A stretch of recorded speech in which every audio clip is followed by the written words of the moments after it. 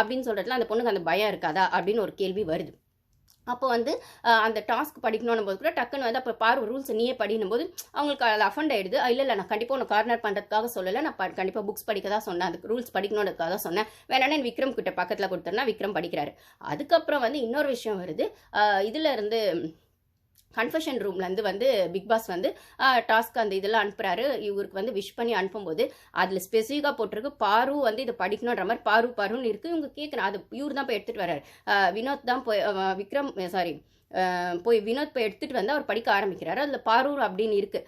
அப்போ வந்து சொல்கிறாங்க, அப்போ இவங்க அதுக்கு முன்னாடி வரைக்கும் பாரு கார்னர் பண்ணி பாருக்கு எதுவுமே கொடுக்கக்கூடாது செய்யக்கூடாதுன்ற மாதிரி ஒன்று பண்ணும்போது அப்போ வந்து அவர் வந்து அது பாருன்னு சொல்லி படிக்க ஆரம்பிக்கும். என் பேர் சொல்லியிருக்காரு அப்படின்னும் போது என்ன ஆகுதுன்னா அது பாருன்னு இருக்குது. அப்போ நான் தான் படிக்கணும் போல, பிக் பாஸ் அது சொல்லியிருக்காரு, அதில் இருக்குன்னு அந்த பொண்ணு சொல்லுது. ஆனால் அதை அவாய்ட் பண்ணுறது இப்போ வினோத்தும் டக்குன்னு மாறிட்டாருங்க. வினோத் வந்து நேற்று வீக்கெண்டுக்கு அப்புறம் எல்லாரும் அடின்னு பாருக்கு சப்போர்ட் பண்ணுறதுனால கமருதீன் அடிக்கிறாங்க, வினோத் அடிக்கிறாங்க தெரிஞ்சோன்னே அவர் உள்டா பெல்ட்டே அடிச்சிட்டாரு. தன்னோட கேமை காப்பாற்றிக்கணும்னு அவர் செஞ்சு, நான் தப்புலாம் சொல்ல மாட்டாங்க, அவங்க கேமை அவங்க காப்பாற்றிக்கணும். அப்போ தன்னோட கேமுக்காக பாரு ஒரு ஸ்டாண்ட் எடுக்கிறாங்க. எல்லாரும் சேர்ந்து கார்னர் பண்ணுறீங்க, மற்றவங்களோட என் கேமை காப்பாற்றிக்கிறதுக்கு நான் தான் நிறைய எஃபோர்ட் பண்ணணுன்றதுல பாரு ரொம்ப தெளிவாக இருக்காங்க.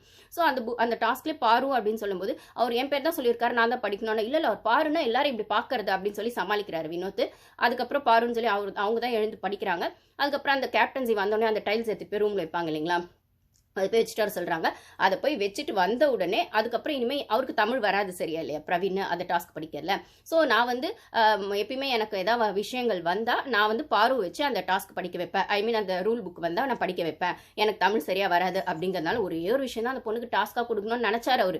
எனக்கு பதில் வந்து பாரு படிப்பாங்க என்னோட கேப்டன்சிலன்னு சொன்ன உடனே இந்த திவாகர் இருக்கானே அந்த எல்லாரும் உருண்டோருன்னு சொன்னாங்க. எனக்கு உருண்டன்னு சொல்லக்கூட மனசு வரல, பாடி ஷேமிங் பண்ணக்கூடாதுன்னு. ஆனால் எனக்குமே அப்படி தான் ஆத்திரம் வருது. இந்த உருண்டன் அதையே எல்லாரும் படிக்கக்கூடாது, எல்லாருக்கும் ஆஃபர் ஈக்குவலாக வரணும்ப்பா. ஏன்டா முதல் வாரத்தில் உன்னை அடின்னு குரூப் எப்படி அடிச்சாங்க, ஒரு மனுஷனா கூட எவனும் மதிக்கல. அந்த ரம்யா பொண்ணு எப்படி பேசுச்சு, அந்த கமருதீன் எப்படி எகிரிட்டு வந்தாரு, அந்த வினோத் அந்த எஃப்ஜே எல்லாம் என்ன மாதிரி பேசினா, அந்த கனி இல்லாமல் அப்போ சப்போர்ட்டுக்கு வந்துச்சு.